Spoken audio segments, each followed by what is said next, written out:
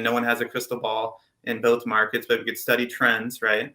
And that's how we advise our clients. And talking about being a pro is, hey, what's best for you at the end of the day? What are your goals, short-term, long-term? And then here's how to go about it.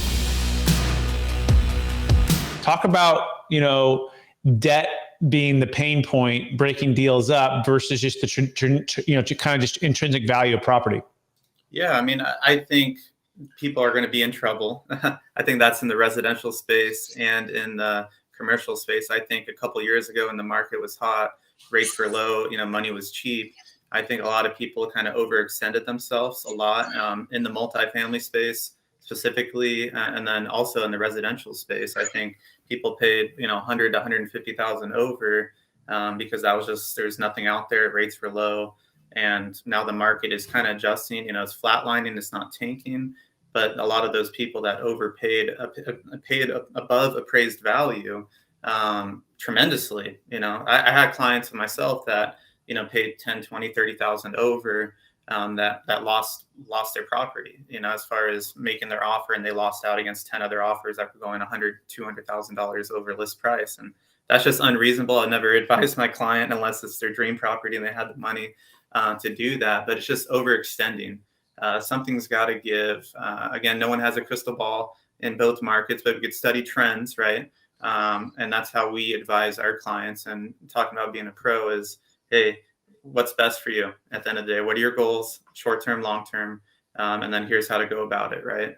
And I think everyone has different goals, and it's important for us as pros to understand what those immediate goals are so we can best counsel our clients moving forward. So. Oh, I couldn't agree with you more. And there's a neat part of, I took some success coaching training, and they talked about, figuring out what the need is, right? Discovering the need is step one. So it's going to be, a deep discovery phase of personal, financial, what goals and how, what is it you're trying to do, right? Where you're trying to go.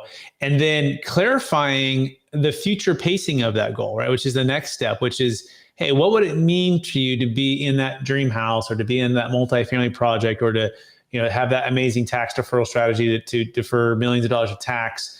What would it mean to you in 1 year? What does that look like? And helping somebody to go beyond just where they're at now, but where they're going to be. And then figuring out what that emotion, what's behind that, and then linking yourself as that guide or that bridge to help them achieve that. And when you can do those things, then it opens up the opportunity to sell more real estate, to do more business, to help more people, because you're approaching it like a pro based upon their unique circumstances, their goals, and what they have connected with emotionally and visually in the future. So any thoughts on that, Jason?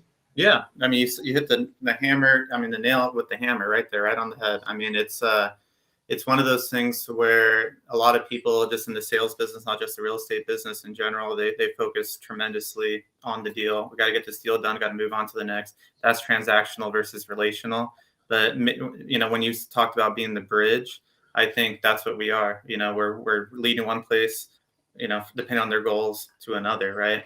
And every client's going to have different goals. It's important to listen, to understand what's going on. Where's the motivation here?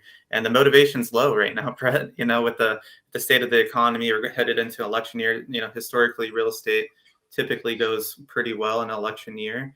But it's our job to provide updates. I send out monthly updates regarding the local real estate market in Sacramento. And I post once in a while on my Bay Area for my Bay Area clients about what the Bay Area is actually doing, because I want to make sure I'm getting out truthful information out there, non-biased information, so people understand what's going on. Because all they're hearing, most people get their information from their friends or the news, right? And so unless they're actually in the trenches day to day like we are, understanding what's really going on and what are the solutions, not just, okay, it's the end all be all, right? How can we create solutions moving forward? And I think your solution with the Deferred Sales Trust, is a unique example of what can be done, an exit strategy that's been proven to help people save more money and move forward with their goals, whatever they are, short-term or long-term, right? Yeah, I appreciate you sharing that. If anyone's curious about that, you can go to capitalgainstaxsolutions.com. And if you're a luxury realtor, commercial real estate broker, really anyone who's helping others sell highly appreciated assets, you want to have a flexible way for your clients to defer tax and not have to be stuck in what's called a 1031 exchange that oftentimes puts people in too much debt, not enough liquidity, not enough diversification, and also doesn't work for primary homes or business sales. And so we offer something called a deferred sales trust. You can go to capitalgainstaxsolutions.com to learn more about that.